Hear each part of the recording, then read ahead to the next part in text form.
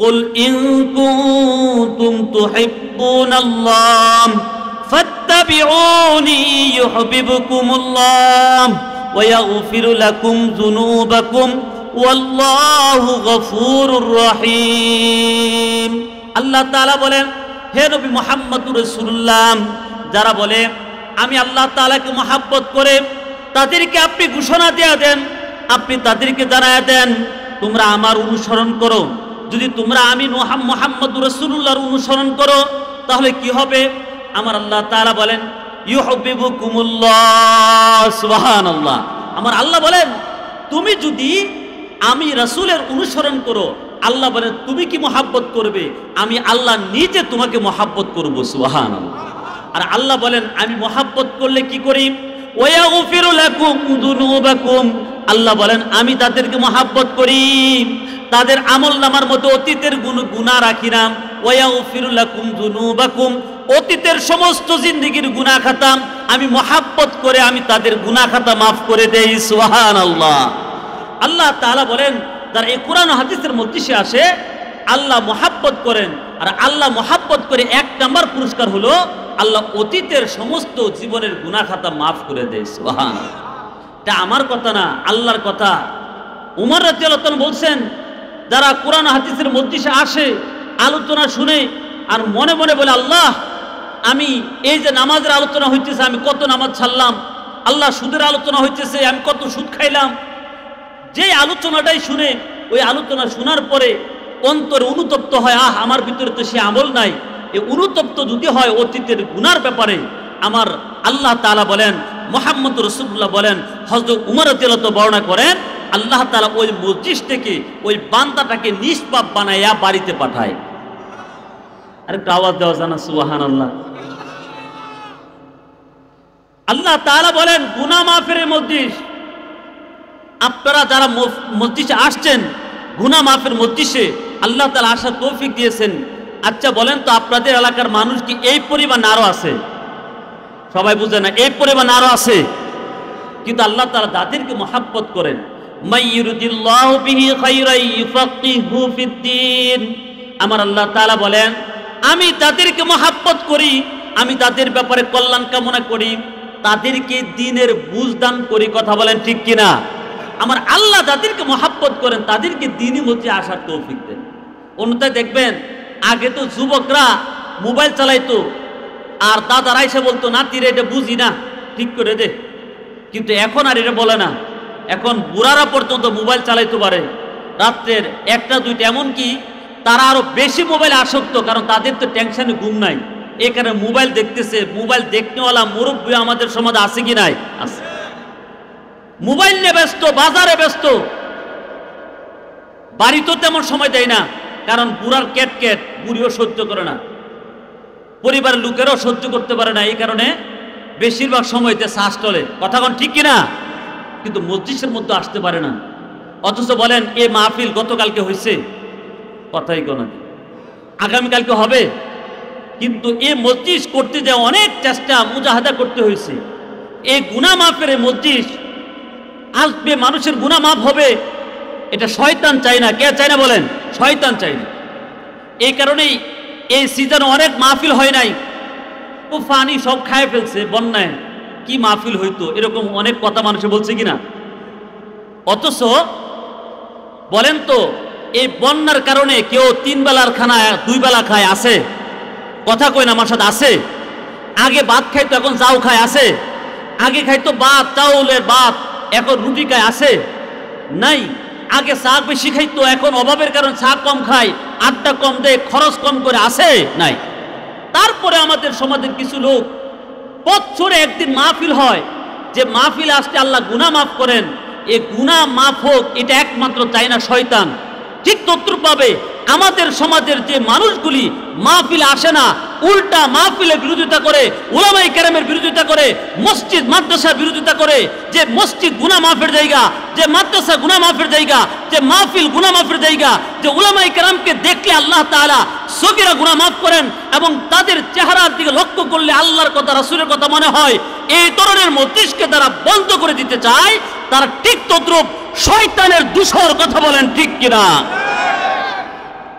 এজন্য তাদের কথা আমলে নেওয়া যাবে না। আমরা অতীতে অনেক মানুষ দেখেছি যারা মাহফিলের ব্যাপারে অনেক শর্ত কড়াকড়ি করে, অমুক বক্তা আনা যাবে না, অমুক কথা বলা যাবে না, রাজনীতি আলোচনা হইতেছে, বিভিন্ন ধরনের হ্যাস্ত ন্যস্ত উলামায়ে কেরামকে করছে। এরকম সময় গেছে কিনা বলেন? কথা বলেন না, গেছে কি গেছে না? এখন উন্মুক্ত মনে আলহামদুলিল্লাহ আমরা কথা বলতে পারি। মিম্বরের হক আদায় করা এখন সহজ। কত উলামায়ে কেরামের চাকরি চলে গেছে, কত উলামায়ে কেরাম ইমাম আবু হানিফার মতো জেলে বন্দী থেকেছে, ইমাম আহমদ ইবনে হাম্বলের মতো জেলে নিজের জীবন দিয়ে দিয়েছে।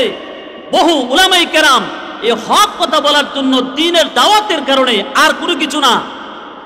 এই শয়তানের দূষররা তারা শুধুমাত্র মাহফিলের মধ্যে বাধাই দেয় নাই, বরং যারা সর্বোত্তম কাজ করে, আমার আল্লাহ তাআলা বলছেন ওয়ামান আহসানু কাওলাম মিম্মান দাআ ইলাল্লাহ ওয়া আমিলা সালিহান ওয়া ক্বালা ইন্নানী মিনাল মুসলিমিন।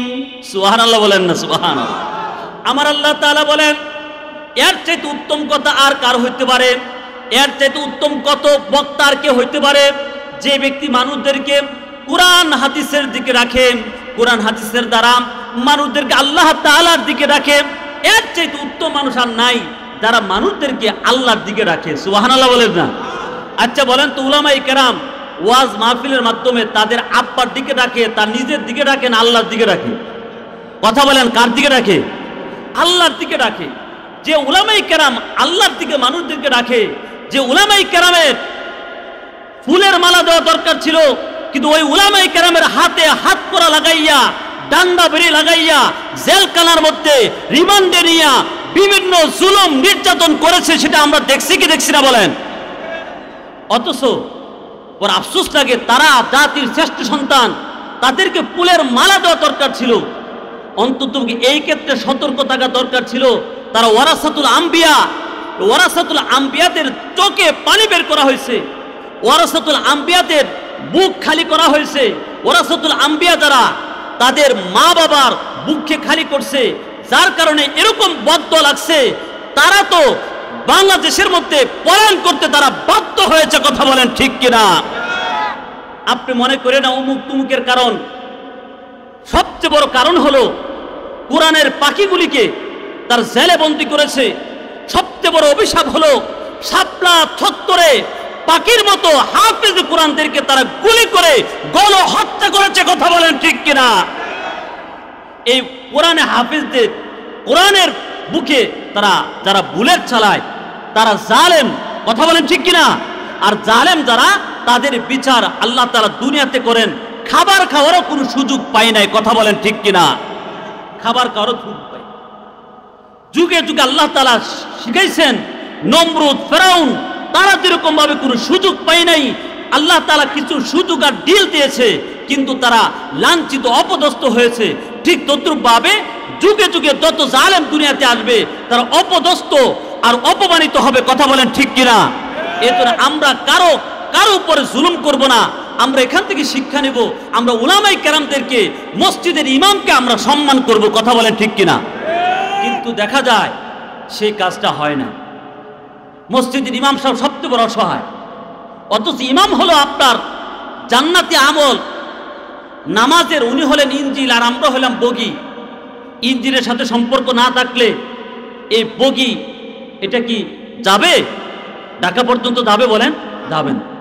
ইমামের সাথে সুসম্পর্ক নাই, উলামায়ে কেরামের সাথে সুসম্পর্ক নাই, অথচ আল্লাহ তাআলা তাদেরকে জাতির শ্রেষ্ঠ সন্তান বানাইছেন। আল্লাহ তাআলা তাদেরকে বুঝার তৌফিক দেয়, বলে আমিন। প্রিয় হাজিরিন, আমি আপনাদের সামনে সূরা আনকাবুতের 45 নম্বর আয়াত কারিমা তেলাওয়াত করেছি। 21 নম্বর পৃষ্ঠা 1 নম্বর লাইন, এখানে দুইটা কথা বলছে। 1 নম্বর কথা কোরআন তেলাওয়াতের গুরুত্ব আরোপ করতে বলা হয়েছে, আরেক নম্বর কথা হলো, দ্বিতীয় নম্বর হলো নামাজ পড়তে বলা হয়েছে। আর আমি জানি আজকের এই মাহফিল আপনারা জানেন নগোয়া খালপার জামে মসজিদ এবং মাদ্রাসা কর্তৃক আয়োজিত। এজন্য উভয় বিষয় সম্পর্কে আমি একটু আলোচনা পেশ করার ইচ্ছা করেছি। কর্তৃপক্ষ আমাকে সময় দিয়েছেন, আপনারা শেষ পর্যন্ত আমার সাথে থাকবেন কিনা একটু হাত তুলে দেখান। নারায়ে তাকবীর, নারায়ে তাকবীর। আল্লাহ তাআলা আমাদেরকে কবুল করে বলে আমিন। প্রিয় হাজিরিন, আমরা এই দুনিয়াতে ছিলাম না, এখন আসি, আবার থাকবো না। কথা বলেন ঠিক কিনা? একটা মোবাইলের গ্যারান্টি আছে, ওয়ারেন্টি আছে একটা ব্যাটারির, কিন্তু আমার আপনার কোনো ওয়ারেন্টি গ্যারান্টি নাই। কথা বলেন ঠিক কিনা? আগামীকালকে কে কে বাঁচবেন হাত তুলে দেখান। কেউ আছে? তাহলে বোঝা গেল এই দুনিয়াতে আমরা ছিলাম না, কে পাঠাইছে? কথা বলেন না কেন? কে পাঠাইছেন? আল্লাহ। আল্লাহ তাআলা এই দুনিয়াতে পাঠাইছেন। এই হায়াতের মালিক কে? সমস্ত প্রশংসার মালিক কে? সাহায্য চাইবো কার কাছে? আল্লাহ তাআলার কাছে। ভরসা করবো কার উপর? না নৌকার উপর, দানের শীষের উপর? আরে কথা বলেন না, ভরসা কার উপর? নেতার উপর, নেত্রীর উপর? ভরসা কার উপর? আল্লাহ তাআলার উপর। তাফসীরে মনিরের মধ্যে লেখা হয়েছে, মান আহাব্বা আকওয়ান নাস ফালইয়াত্তাকিল্লাহ, যে ব্যক্তি এই কথা পছন্দ করে যে মানুষের মধ্যে সবচেয়ে শক্তিশালী মানুষ হবে, তার চাইতে শক্তি আর কারো বেশি হবে না। যদি মানুষের সমাজের মধ্যে সবচেয়ে শক্তিশালী মানুষ হিসাবে কেউ যদি সমাজে বসবাস করতে চায়, সে যেন আল্লাহর উপর ভরসা করে, আল্লাহর উপর তাওয়াক্কুল করে। কথা বলেন ঠিক কিনা? কারণ আপনি যখন তাওয়াক্কুল করবেন নেতার উপরে, নেতা আপনার রাইখাই ফলাইন করবে, তখন আপনার পাশে দাঁড়ানোর কোনো লোক আছে? আরে কথা বলেন, আছে? যখন আপনি কোনো নেতার উপর, নেত্রীর উপর ভরসা করবেন, নেতা নেত্রী আছে তো বাঘের মতো আছেন। নেতা পালায় গেছে, নেতা জেলে আছে, নেতা জুলুম করছে, এখন সে পলায়ন করছে, এখন আপনি হয়ে গেছেন মেয়াও, অর্থাৎ বিলাই হয়ে গেছেন। কথা বলেন ঠিক কিনা? কিন্তু যারা আল্লাহর উপর ভরসা করে, যারা আল্লাহর কাছে সাহায্য প্রার্থনা করে, যারা ভরসা করে আল্লাহর উপর, তারা সর্বদাই সাহসী। কারণ তাদের সাথে আছে কে? কথা বলেন, তাদের সাথে আছে কে? আল্লাহ। আল্লাহ তাআলা বলেন, ওয়া ইয়াতাওয়াক্কাল আলাল্লাহ ফাহুয়া হাসবু, যারা আল্লাহর উপর ভরসা করে, আল্লাহ তাআলাই তার বিপদ বালা মুসিবত সর্বক্ষেত্রে আল্লাহ তাআলাই যথেষ্ট। কথা বলেন ঠিক কিনা? এই জন্য আমরা অতীতে দেখেছি, কেউ এমপির উপর ভরসা করেছিল, কেউ মন্ত্রীর উপর ভরসা করেছে, কেউ চেয়ারম্যানের উপর ভরসা করছে। ভরসা করার কারণে তাদের দাপটে এলাকার মধ্যে থাকা যায় নাই। কথা বলেন ঠিক কিনা? সুদে ঘুষে তো খাইতো, মানুষের লিলিপের যে কার্ড আছে ওখানেও মাথা পিছু 5,000 10,000 করে টাকা নিত। কথা বলেন ঠিক কিনা? কারণ তার পিছে নেতা আছে, কারণ তার সাথে অমুকের ডাইন হাত বাম হাত। এই নেতার নেত্রীর উপর ভরসা করে অনেক জুলুম নির্যাতন যারা করেছে, তারা এই কথা ভুলে গেছে যে যারা আল্লাহর উপর ভরসা করে তাদের কোনো ভয় নাই, আর আল্লাহর উপর ভরসা করেছে উলামায়ে কেরাম। এই জন্য তারা তখনও দুনিয়াতে আছে, বাংলাদেশে আছে, এখনো আছে, ভবিষ্যতে উলামায়ে কেরাম থাকবে। কারণ উলামায়ে কেরাম ভরসা করে কার উপর? বলেন কার উপর? কথা বলেন না, কার উপর? মুসলমান কার উপর ভরসা করে? বলেন মুসলমান ভরসা হবে কার উপর? আল্লাহর উপর। আর তারা আল্লাহর উপর ভরসা করে, তার কোনো চিন্তা নাই, সদা সর্বদাই আল্লাহ তার অভিভাবক, আল্লাহ তার অভিভাবক। সারা দুনিয়ার মানুষ মিলেও যদি তারা কোনো ক্ষতি করতে চায়, একটা পশমও ছিঁড়তে পারবে না। কথা বলেন ঠিক কিনা? তারা চাইছিল আল্লামা মামুনুল হককে জেলে বন্দি রেখে তারা জেলের মধ্যে পচাবে, কিন্তু আল্লামা মামুনুল হক বিশ্ববীর হিসাবে বাংলাদেশে জেল থেকে মুক্ত হয়েছে, আর তারা শিয়ালের মতো লেজ গুটিয়ে তারা ভাগতে বাধ্য হয়েছে। কথা বলেন ঠিক কিনা? কারণ আল্লাহ বলেন, তুমি যদি আল্লাহর উপর ভরসা করো, তোমার জন্য আল্লাহ যথেষ্ট। পৃথিবীর সমস্ত মানুষ মিলেও তোমার কোনো ক্ষতি করতে পারবে না, কষ্ট দিবে কিন্তু ক্ষতি করতে পারবে না। কথা বলেন ঠিক কিনা? আমরা দেখছি এই 15 বছর 16 বছর সব কিছু নিরাশ হয়ে গেছে, সমস্ত নেতা কর্মী সব নিরাশ, আর কুলাইতে পারতেছে না। কিন্তু কিছু ছাত্রের মাধ্যমে আল্লাহ তাআলা বুঝাইছেন যে কোনো নেতা নেত্রীর কোনো ক্ষমতা নাই, যারা আল্লাহর উপর ভরসা করে কাজ করে, আল্লাহ তাআলাই তাদেরকে নাজাত দেওয়ার জন্য, মুক্তি দেওয়ার জন্য যথেষ্ট হয়ে যায়। কথা বলেন ঠিক কিনা? এই জন্য ভাইরা, আমরা মুসলমান, আমরা ভরসা করি কার উপর? বলেন কার উপর? আল্লাহ তাআলা। আর আল্লাহ বলেন, আল্লাহ যদি তোমার কোনো ক্ষতি করতে চায়, দুনিয়ার সমস্ত মানুষ মিলে তোমার কোনো উপকার করতে পারবে না। আর দুনিয়ার সমস্ত মানুষ যদি তোমার ক্ষতি করতে চায়, আর আল্লাহ যদি তোমার কল্যাণ করতে চায়, উপকার করতে চায়, বলেন কারো বাপের বেটার ক্ষমতা আছে আপনার কোনো ক্ষতি করতে? আছে? লাকে যদি আল্লাহ রাখে মারবে কে? মারার কোনো ব্যক্তি আছে? নাই। বলেন বাঁচার মালিক কে? রাখার মালিক কে? আল্লাহ তাআলা সর্বক্ষেত্রে আমার আপনার মালিক। আমার আল্লাহ বলেন তোমার সব কিছুর মালিক আমি। তোমরা এই দুনিয়াতে ছিলে না, আছো, আবার থাকবে না। কারণ আমাদের ঠিকানা ছিল জান্নাত, আসি দুনিয়াতে, আবারও আমাদের ঠিকানা হলো জান্নাত। সুবহানাল্লাহ বলেন না? যেরকম বাসের পিছনে লেখা থাকে ঢাকা হালুয়াঘাট ঢাকা, এর মানে হলো এই গাড়ি ঢাকা থেকে ছাড়ছে, হালুয়াঘাট যাবে, আবার ঢাকায় ফিরে আসবে। কথা বলেন ঠিক কিনা? ঠিক তদ্রুপ আমাদের প্রত্যেকের পিছনে লেখা আছে, তাকদীরি ভাবে লেখা আছে যে মুসলমান মুমিন মুত্তাকি যারা, তারা জান্নাত থেকে আসছে, আবার দুনিয়াতে আসছে। দুনিয়া আর দুনিয়া মাজরাউল আখিরা, দুনিয়াটা হলো আখিরাতের ক্ষেত। যারা দুনিয়াতে ঈমান আমল পাকাপোক্ত করবে, তারা আবার আল্লাহর তৈরি জান্নাতে চলে যাবে। সুবহানাল্লাহ। এটা আমার কথা না, আল্লাহ তাআলা বলেন সূরাতুল কাহফের মধ্যে আল্লাহ তাআলা বলেন ইন্নাল্লাযীনা আমানু ওয়া আমিলুস সলিহাত কানাত লাহুম জান্নাতুল ফিরদাউসি নুজুলা। আল্লাহ তাআলা বলেন এই দুনিয়ার হায়াতে যারা ঈমান আনবে, কি আনবে? বলেন কি আনবে? কি আনবে? ঈমান আনবে। ইন্নাল্লাযীনা আমানু, যারা ঈমানওয়ালা হবে, ওয়া আমিলুস সলিহাত, এবং নেক আমল করবে, আমি আল্লাহ তাআলা তাদের জন্য জান্নাতুল ফিরদাউস মেহমানদারি করার জন্য তৈরি করে রাখছি। আওয়াজ দিয়ে বলেন না সুবহানাল্লাহ। আল্লাহ বলেন জান্নাত রাখছে কাদের জন্য? দুনিয়াতে দুইটা জিনিস, ঈমান। আলহামদুলিল্লাহ আমাদের সকলের ঈমান আছে কি নাই? কথা বলেন আলহামদুলিল্লাহ বলেন না? আলহামদুলিল্লাহ। সারা পরিবার ঈমানও যদি থাকে, আল্লাহ তাআলা তাকে জান্নাত দেয়া দিবে। সুবহানাল্লাহ। আর ঈমানের সাথে যদি নেক আমল থাকে, তো আল্লাহ তাআলা বলেন আমি তাকে বিনা হিসাবে একেবারে জান্নাতুল ফিরদাউস আমি তাকে ঢুকাই দেব। সুবহানাল্লাহ। কিন্তু এই দুনিয়াতে আসার পর মানুষ গুনাহ করে ফেলে, আল্লাহ তাআলার রাস্তা, ঈমানের রাস্তা, আমলের রাস্তা তারা হারিয়ে ফেলে। এই কারণে মানুষদেরকে আবার আল্লাহমুখী করার জন্য, জান্নাতমুখী করার জন্য তাবলীগ, ইজতেমা, এরকম ওয়াজ মাহফিল, মসজিদ, মাদ্রাসা, উলামায়ে কেরামের নসিহত, এই সবগুলির উদ্দেশ্য হলো এই আল্লাহ বলা মানুষগুলিকে আবার আল্লাহমুখী করে জান্নাতে নিয়ে যাওয়ার জন্য। কথা বলেন ঠিক কিনা? যদি এই দুনিয়াতে এসে আমরা ভুলে যাই, তাহলে আমরা হইলাম সবচেয়ে বড় আহমক। আমার রাসূল বলেন আল কাইয়িসু মান দানা নাফসাহু ওয়া আমিলা লিমা বাদাল মাউত। বিচক্ষণ মানুষ, বুদ্ধিমান মানুষ ওই মানুষ দুনিয়াতে থাকে কিন্তু পরকালের জন্য সামানা প্রস্তুত করে, ওই মানুষটা হলো সবচেয়ে বড় বুদ্ধিমান। কথা বলেন ঠিক কিনা? কিন্তু আমরা দুনিয়াতে আসার পরে টাকা টাকা টাকা, সুদে হোক টাকা দরকার, ঘুষে হোক টাকা দরকার, হালাল হোক টাকা দরকার, নামাজ আসুক আর যাক, ওয়াক্ত কোন দিক দিয়ে আসে কোন দিক দিয়ে যায় আমি জানি না। আমার ব্যবসা দেখা গেছে হালালে হারামে নামাজ ছাইরা দেয়া, এত বেশি দুনিয়ার পিছনে লাগছি, রাত্রভর মোবাইলে ফেসবুকে সময় নষ্ট করি, আর সকাল 8টা-10টার সময় ঘুম থেকে উঠি, সকাল ঘুমে, ফজর ঘুমে, জোহর ব্যবসার মধ্যে, আসর আর মাগরিব কাস্টমারের ভিড়, আর ঈশার সময় টাকা গণার মধ্যে, হিসাব কিতাব মিলানোর মধ্যে ব্যস্ত।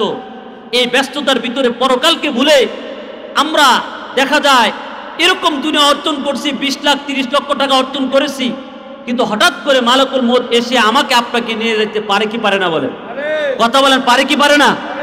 আমার আল্লাহ তাআলা বলছেন আইনামা তাকুনু ইউদরিকুমুল মাউতু ওয়ালাউ কুনতুম ফি বুরুজিম মুশাইয়াদা। আল্লাহ তাআলা বলেন তুমি যেখানে থাকো না কেন মৃত্যু তোমাকে পাকড়াও করবে। তুমি যে স্থানে থাকো না কেন, কে পাকড়াও করবে? বলেন কে? মৃত্যু তোমাকে পাকড়াও করবে, নিয়ে যাবে যে কোনো সময়। এই কথা কে কে বিশ্বাস করি যে কোনো সময় মৃত্যু আসতে পারে? কে কে? সবাই হাত তুলে দেখান না। সবাই বিশ্বাস করি, অথচ আমাদের আমলে বুঝে আমরা বিশ্বাস করি না। কেন? কারণ একটা মানুষ যদি জানে মালাকুল মউত নামক দারোগা আমার পিছনে লাগা, যে কোনো সময় আমার খপ্পর মারে ধরতে পারে, তাহলে বলেন আমার ভিতরে ভয় থাকার কথা না? মৃত্যুর প্রস্তুতি থাকার কথা। কিন্তু আমার আপনার মৃত্যুর প্রস্তুতি নাই। কেউ যদি মার্ডার কেসের আসামি হয়, সে নিজের এলাকা সাইরা সিলেট শহর চলে গেছে, ওইখানে তার বিয়ের বাড়িতে থাকে। তারপর রাত্রেবেলা একটা কলা পাতা আওয়াজ করলো, লাফ পেরে ওঠে, মনে করে এখনই পুলিশ আইসা বললো। কথা কোন ঠিক কিনা? একজন মার্ডার কেসে আসামি, সে ওই সিলেট শহর যাওয়ার পরেও সে ভয় পায় পুলিশ কি এখানে চলে আসলো কিনা। অথচ আমরা এই কথা বলি, মালাকুল মউত যে কোনো সময় ধরতে পারে, কিন্তু আমার নামাজ নাই, আমার হালাল হারামের কোনো তারতম্য নাই, আমি ঠিকই সব কিছু করতেছি। বলেন এটা কি মৃত্যুর চিন্তা আমরা সঠিক মতো করতেছি না? অথচ মৃত্যুর জন্য আমার প্রস্তুতি থাকা দরকার। কারণ আমার সাথে আমার ব্যবসা যাবে না, টাকা যাবে না, আমার সাথে আমার নামাজ যাবে, আমার আমল যাবে। কারণ আমরা দেখি মাইয়েতকে যখন নিয়ে যাওয়া হয়, প্রকৃত বন্ধু হলো আমার আমল। কথা বলেন ঠিক কিনা? আমার বন্ধু আত্মীয় স্বজন এগুলি আমার বন্ধু না, আমার সাথে আমার আমল যাবে। এই দুনিয়াতে আল্লাহ তাআলা কেন পাঠাইছেন? আল্লাহ তাআলা বলছেন, ওয়ামা খালাকুতুল জিন্না ওয়াল ইনসা ইল্লা লিয়াবুদুন। ও মানুষ, ও জিন জাতি, আমি তোমাদেরকে দুনিয়াতে পাঠাইছি আমি আল্লাহ তাআলার ইবাদত করার জন্য। কথা বলেন ঠিক কিনা? ইবাদত করার জন্য আল্লাহ পাঠাইছেন। ইবাদত করবা তো আল্লাহর তুই আবার জান্নাতের মধ্যে চলে যাবে। সুবহানাল্লাহ বলেন না? সুবহানাল্লাহ। তো ঈমান আমল এখান থেকে নিয়ে যেতে হবে না। কবরে বানানোর সুযোগ আছে? সুযোগ নেই। তো এই দুনিয়াতে আসার পরে নফসের দুখায়, শয়তানের দুখায় অনেকে জাহান্নামের কাজ করতেছে, নামাজ ছাড়তেছে, কোরআনের সাথে সম্পর্ক নাই। আল্লাহ তাআলা বলেন, এই জাহান্নামী মানুষগুলিকে জান্নাতের রাস্তায় আনার জন্য, এক কথায় মানুষের সংশোধনের জন্য আল্লাহ তাআলা দুইটা ওষুধ দিচ্ছেন। প্রেসক্রিপশনের মধ্যে ওষুধ দিচ্ছেন কয়টা? বলেন কয়টা? সবাই বলেন না আমার সাথে, কয়টা? দুইটা। চিকিৎসা করছেন আল্লাহ। আল্লাহ বলেন, এই দুইটা জিনিসকে যদি দুনিয়ার মানুষ আঁকড়ে ধারণ করতে পারে, তাহলে অতীতের গুনাহ মাফ হবে এবং ভবিষ্যতে রহমতি জিন্দেগি হবে এবং তার ঠিকানা হবে জান্নাত। আওয়াজে বলে সুবহানাল্লাহ। সে দুইটা জিনিস কি? আল্লাহ বলেন, আল্লাহ তাআলা বলতেছেন, উতলু মা উহিয়া ইলাইকা মিনাল কিতাব। আল্লাহ তাআলা বলেন, এ দুনিয়ার মানুষ, আমি মুহাম্মদুর রাসূলুল্লাহর মাধ্যমে তোমাদেরকে আদেশ করতেছি, মুহাম্মদুর রাসূলুল্লাহ আপনি যে আমল করেন এবং আপনার উম্মতদেরকে বলেন, উতলু মা উহিয়া ইলাইকা মিনাল কিতাব।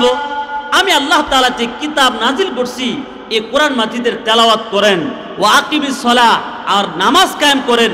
এই দুইটা কাজ যার ভিতরে থাকবে, আল্লাহ তাআলা বলেন আমি তার গুনাহ খাতা মাফ করব, হেদায়েতের উপর রাখবো এবং তাকে সংশোধন করে আমি জান্নাতি বানায় দিব। সুবহানাল্লাহ। এক নম্বর কাজ হলো কোরআনের তেলাওয়াত। এই কোরআনের তেলাওয়াতের জন্যই নিয়ামুল কোরআন নুরানিয়া হাফিজিয়া মাদ্রাসা এখানে হয়েছে। কথা বলেন ঠিক কিনা? এখানে আপনার বাচ্চাকে দিবেন, কোরআনের তেলাওয়াত শিখবে।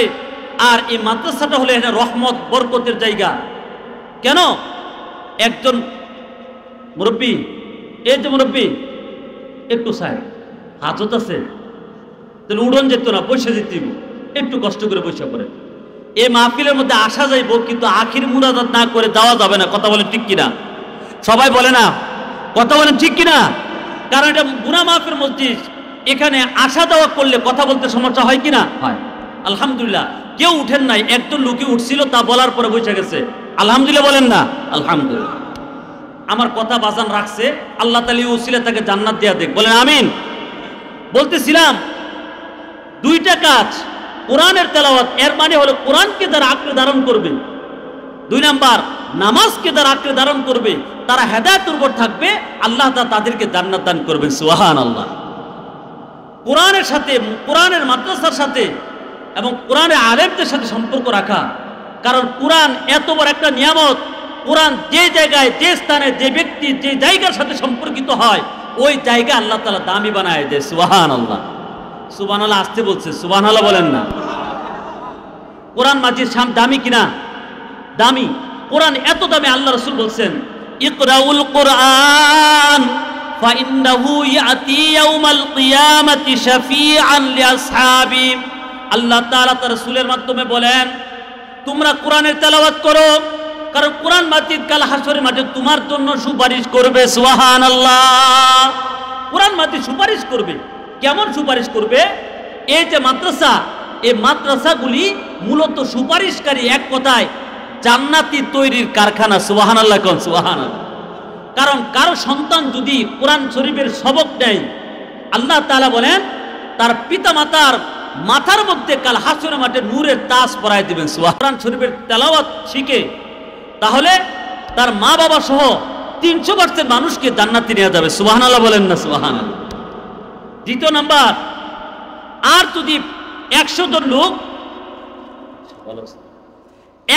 লোক যদি হাফেজে কোরআন হয়, একজন হাফেজে কোরআন কয়জন নিয়ে যায়? কথা বলেন না কেন? কয়জন? 10 জন। এমন 10 জনকে নিয়ে যাবে, কুল্লুহুম কদ ওয়াজাবাত লাহুন নার, তাদের প্রত্যেকের জন্য জাহান্নাম ওয়াজিব হয়ে গিয়েছিল।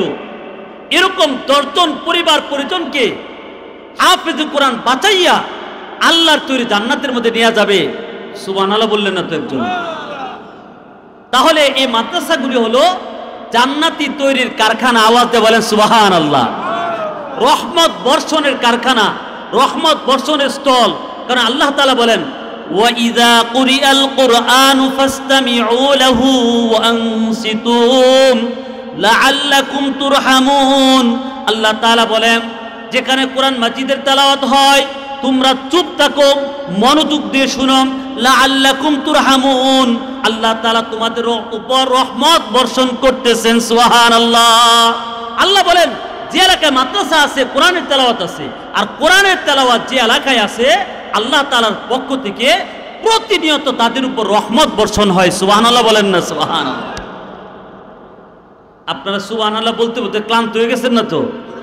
সুবহানাল্লাহ বললে লাভ না ক্ষতি? একবার কেউ যদি সুবহানাল্লাহ বলে আল্লাহ তাআলা তার আমলনামার মধ্যে উহুদ পাহাড় সমপরিমাণ লিখে দেয়। আর যদি সুবহানাল্লাহর সাথে আলহামদুলিল্লাহ বলে তো আল্লাহ তাআলা মিজানের পাল্লাটা নেক দ্বারা ভরপুর করে দেয়। সুবহানাল্লাহ। শুধু এতটুক নয়, মানুষ যখন বারবার বলে সুবহানাল্লাহ সুবহানাল্লাহ, বলেন না সুবহানাল্লাহ সুবহানাল্লাহ সুবহানাল্লাহ সুবহানাল্লাহ সুবহানাল্লাহ, আমার আল্লাহ তাআলা বলেন লিকুল্লি শাইইন সাকালাতুন ওয়া সাকালাতুল কুলুবি যিকরুল্লাহ। আল্লাহ তাআলা তার হাবিবের মাধ্যমে বলেন প্রত্যেকটা জিনিস জং ধরলে তা পরিষ্কার করার জন্য শীষ কাগজ আছে, তা পরিষ্কার করার জন্য রেত আছে। আর মানুষ যখন গুনাহ করতে করতে অন্তরটাকে কালো আকৃতির করে ফেলে, এখন আর নেক কাজ ভালো লাগে না, মোবাইলের নাটক সিনেমা মজা লাগে, কিন্তু মাহফিলে আসতে ভালো লাগে না, তার দ্বীনের কথা শুনতে ভালো লাগে না। এই অবস্থা যখন মানুষের তৈরি হয়, আমার আল্লাহ তাআলা বলেন ওই ব্যক্তিটার অন্তর আল্লাহ তাআলা জিকিরের উসিলায় পরিষ্কার করে দেয়। বলেন সুবহানাল্লাহ। আমার আল্লাহ বলেন বান্দা তুমি আমাকে সুবহানাল্লাহ বললো আমি আল্লাহ পবিত্র, না বললো পবিত্র, কিন্তু তুমি যে সুবহানাল্লাহ সুবহানাল্লাহ বলতেছো এই উসিলায় আমি তোমার আমলনামা থেকে গুনাহ মাফ করে আমি তোমাকে পবিত্র করে দেব। সুবহানাল্লাহ। এজন্য সুবহানাল্লাহ আলহামদুলিল্লাহ বলতে রাজি আছেন ইনশাআল্লাহ? বলতেছিলাম মাদ্রাসা রহমত নাজিলের মার্কাজ। আলহামদুলিল্লাহ বলেন না? আলহামদুলিল্লাহ। আল্লাহর রহমত।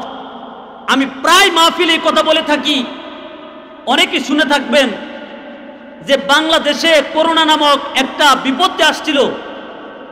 শুধু বাংলাদেশে আসছে না, সারা বিশ্বের মধ্যে আসছিল, সারা বিশ্বের মধ্যে আসছে। চাচারা ভুলে গেছেন নাকি করোনার কথা? এই তো মাস্ক পরে আমরা চলতাম না, গুরুর মুখে যে পরে এটার কি করে আপনারা টোয়া টোয়া। অনেকে মাস্ক বলতেই পারতো না, বিশেষ করে বুড়ারা বলতেছে ওই নাতি টোয়ারা দেশে বাজারও জাল লাগবো, আর নাইলে পুলিশে ধরবো। কথা কোন ঠিক কিনা? এরকম একটা সময় গেছে ইচ্ছায় অনিচ্ছায় মাস্ক পরতে আমরা বাধ্য হয়েছিলাম। কথা বলেন ঠিক কিনা? ওই সময় করোনা ছিল, ওই করোনার সময় আমরা তো মাস্ক পরতে চাই নাই, এরকম কষ্ট হয়েছে অনেকের, পড়তে বাধ্য হয়েছে। কিন্তু আমেরিকা, ব্রাজিল, ইটালি, তাদের দেশগুলি এত উন্নত দেশ, চিকিৎসা ব্যবস্থা এত উন্নত, ডাক্তার এত উন্নত, নার্স এত উন্নত, রাস্তাঘাট এত উন্নত, অ্যাম্বুলেন্স এত উন্নত, এত উন্নত চিকিৎসা ব্যবস্থা থাকার পরেও ব্রাজিলে লক্ষ লক্ষ মানুষ, ইটালিতে লক্ষ লক্ষ মানুষ, এরকম ভাবে আমেরিকাতে, আমেরিকার চাইতে শক্তিশালী দেশ আর কে আছে? আমেরিকাতে লক্ষ লক্ষ মানুষ, এমনকি ঘরে ঘরে পর্যন্ত লাশ পাওয়া গেছে। করোনায় তাদেরকে শেষ করে দিছে, 50 বছর তাদেরকে পিছায় দিছে, কিন্তু বাংলাদেশের আহামরি তেমন কোনো ক্ষতি হয় নাই। কথাগণ ঠিক কিনা? অনেকে তো বিশ্বাসই করে না, অনেকে কি এটা উমুকের সালাকি আছেন ক্ষমতা থাকবার লেগে। কথাগণ ঠিক কিনা? আসলে করোনা বলতে একটা জিনিস ছিল, কিন্তু কোনো নেত্রীর কারণে করোনা আঘাত করে নাই। যারা বলছে যে উমুক করোনার চেয়ে শক্তিশালী, কইছে না? আল্লাহ তাআলা আমাদেরকে আমল করার তৌফিক নসিব করে, আমিন। আর 5 মিনিট, ও আচ্ছা। তো আল্লাহ তাআলা এই যে কথাটা বলছেন যে করোনার চেয়ে শক্তিশালী, এরকম কথা বলছে না? করোনার চেয়ে শক্তিশালী বইলা মস্কারা করছে, কিন্তু বাজান মূলত আমরা এই বাংলাদেশে শান্তিতে ছিলাম কোনো ডাক্তার ইঞ্জিনিয়ারের কারণে নয়, অন্য কোনো কারণে নয়। বাংলাদেশের উপর কোরআনের কারণে আল্লাহ তাআলার পক্ষ থেকে রহমত ছিল। ওই রহমতের কারণে আমরা আমেরিকার চাইতে ভালো ছিলাম। কথা বলেন ঠিক কিনা? আর কোনো কারণ নেই। কারণ আমেরিকার চাইতে ডাক্তার নার্স আমাদের বেশি না থাকতে পারে, আমেরিকার চাইতে আমাদের হাফেজ বেশি। কথা বলেন ঠিক কিনা? আর আওয়াজে বলেন ঠিক কিনা? আমেরিকার চাইতে আমাদের মসজিদ বেশি, মাদ্রাসা বেশি, আমেরিকার চাইতে আমাদের উলামায়ে কেরাম বেশি। কথা বলেন ঠিক কিনা? এই কারণে উলামায়ে কেরামের বদলতে, কোরআনের বদলতে, হাদিসের বদলতে, কোরআনের বরকতে আল্লাহ তাআলা করোনা নামক মহামারী থেকে আমাদেরকে হেফাজত করছেন। কথা বলেন ঠিক কিনা? এই জন্য কোরআনকে মহব্বত করবো তো ইনশাআল্লাহ। আল্লাহ তাআলা আমাদের সবাইকে কোরআনের মহব্বত করার তৌফিক নসিব করেন, বলেন আমিন। প্রিয় হাজিরিন, যেহেতু মাদ্রাসা এবং মসজিদ কর্তৃক আয়োজিত, এই জন্য মাদ্রাসার মহব্বতের জন্য এই কথাগুলি বলছিলাম। এটা ছিল শুধুমাত্র আমার ভূমিকা, আমার মূল আলোচনা ছিল নামাজ সম্পর্কে, কিন্তু সেখানে যাইতে পারি নাই। অন্য কোনো সময় আপনারা যদি দাওয়াত করেন বা কোনো সাথে যদি সুযোগ হয় ইনশাআল্লাহ পরবর্তীতে বলবো। কিন্তু আমি একটা হাদিস পড়ছিলাম, এই হাদিসের তর্জমাটা আপনাদেরকে শোনাইতেছি। সে তর্জমাটা হলো, আমার আল্লাহ তাআলা তার হাবিবের মাধ্যমে বলছেন 3 প্রকার ব্যক্তির উপর আল্লাহ পাকের পক্ষ থেকে গজব নাজিল হয়। নাউজুবিল্লাহ।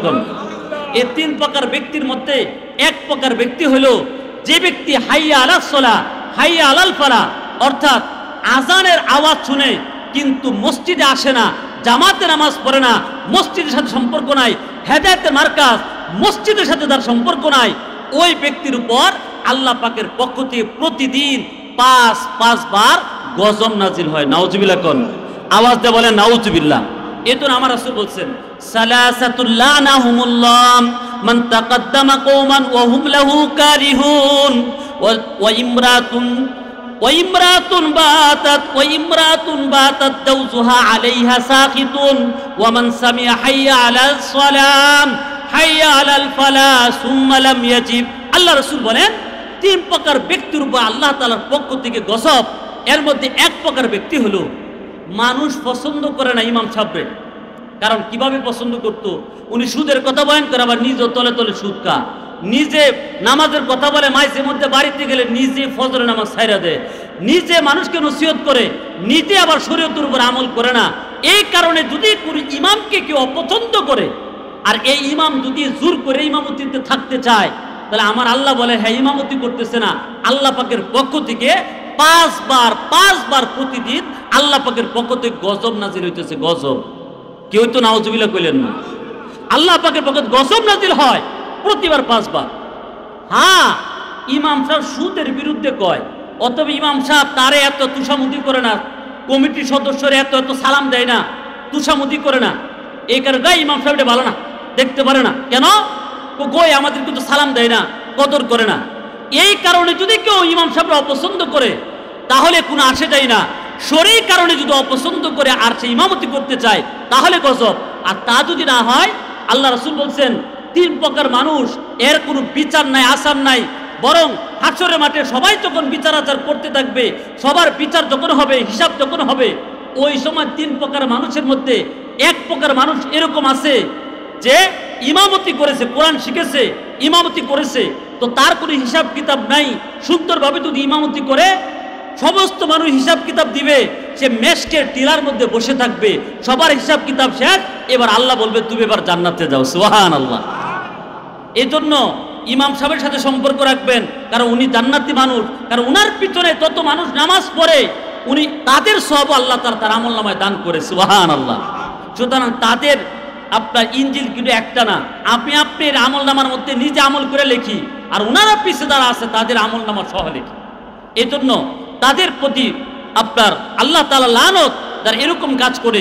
2 নম্বর বলছেন, এমন নারী যার স্বামী তার প্রতি নারাজ, কিন্তু মাপ চাইয়া স্বামীকে খুশি কইরা রাত্রে এক বিছানায় ঘুমায় না, বরং দুইজন আলাদা আলাদা থাকে, অথবা স্বামী নারাজ তার কাছে পায়ে ধরে হোক যেভাবে হোক স্বামীকে খুশি না করে যে মহিলা রাত্রি যাপন করে তার প্রতি আল্লাহ তাআলার পক্ষ থেকে গজব, বলে নাউজুবিল্লাহ। আর তৃতীয় নাম্বার বলছে যারা হাইয়া আলা সালাহ হাইয়া আলাল ফালাহ, অর্থাৎ মুয়াজ্জিন আযান দেয়, এটা আল্লাহ পাকের পক্ষ থেকে ডাক দেয়, ওই ডাকে যারা সাড়া দেয় না তার উপরও লানত। আল্লাহ তাআলা আমাদের সবাইকে কোরআনের সাথে, কোরআনের মাদ্রাসার সাথে আর 5 ওয়াক্ত নামাজ জামাতের সাথে আদায় করে আল্লাহ রহমতের ভিতরে থাকার তৌফিক নসিব করে, আমিন। ওয়া আখিরু দাওয়ানা আলহামদুলিল্লাহি রাব্বিল আলামিন। আসসালামু আলাইকুম ওয়া রাহমাতুল্লাহ।